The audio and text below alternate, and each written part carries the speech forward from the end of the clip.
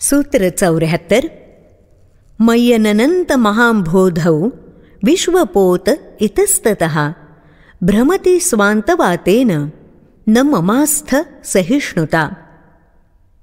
अमर्याद असीम अशा माझ्या महासागरात विश्वरूपी नाव वाऱ्यामुळे इकडे तिकडे डोलते. माझ्यामध्ये असहिष्णुता नाही. नाथ सांगतात, राजा जनकानं आत्मतत्वाची पूर्णानुभूती घेतल्याचं या सूत्रावरून अधिकच स्पष्ट होतं. तो स्वतःचं मूळ रूप जाणतो. आपणच परम, अनंत, सर्वव्याप्त, नित्य आणि सत्य आत्मतत्व असल्याचं ज्ञान झाल्यानं तो स्वतःला तसंच संबोधतो. तो म्हणतो, मी म्हणजे अथांग सागरासारखं आत्मतत्व आहे. वासना, विकार आणि अहंकाराच्या बळावर या अथांग महासागरात विश्वरूपी नौका विहार करते. वासना, विकार आणि अहंकार यांच्यामुळे माणसाच्या मनात विचारांच्या लाटा उसळतात. त्यामुळे त्याच्यात अस्थिरता येते. ममत्व आणि अहंकारामुळे मन कलुषित, एककल्ली, एकाग्रही आणि असहिष्णू होतं. द्वैत भावनेच्या वाऱ्या वादळामुळे ही मानवी मनाची आणि परिणामी विश्वाची नौका सतत हेलकावे खात राहते. मात्र जनक राजासारखा ज्ञानी माणूस स्थिरचित्त असतो.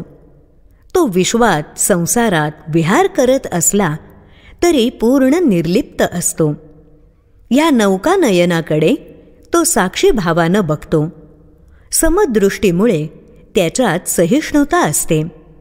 त्याचा एखाद्या गोष्टीबद्दलचा वैयक्तिक आग्रह, आकस, टोकाचा स्वीकार अथवा त्याग विरून गेलेला असतो.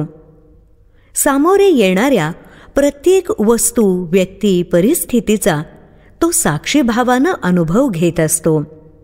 ही सहिष्णुता महत्वाची. तिच्यामुळेच समभाव, सद्भाव आणि साक्षीभाव निर्माण होतो. त्यामुळे सर्वव्याप्त परम आत्मतत्वाचं त्याला भान येतं. त्याच्या लेखी कोणताच भेदभाव उरत नाही. सहिष्णुतेमुळे तो आत्म्याच्या स्वभावानुसार वर्तन करू लागतो. त्याचं हे वर्तन अगदी सहज स्वाभाविक असतं. त्यासाठी त्याला मुद्दामकून वेगळं काहीतरी निवडून, अत्यंत आग्रह धरून किंवा त्याग करूनही आपला कल दाखवावा लागत नाही. कारण हा कलच मुळात उरलेला नसतो. त्यामुळे कशाचीच निर्मिती, अंगीकार उरत नाही. त्यामुळे त्याग अथवा विलयही राहत नाही. केवळ असणं ही एकमेव अद्वितीय अशी स्थिती प्राप्त होते.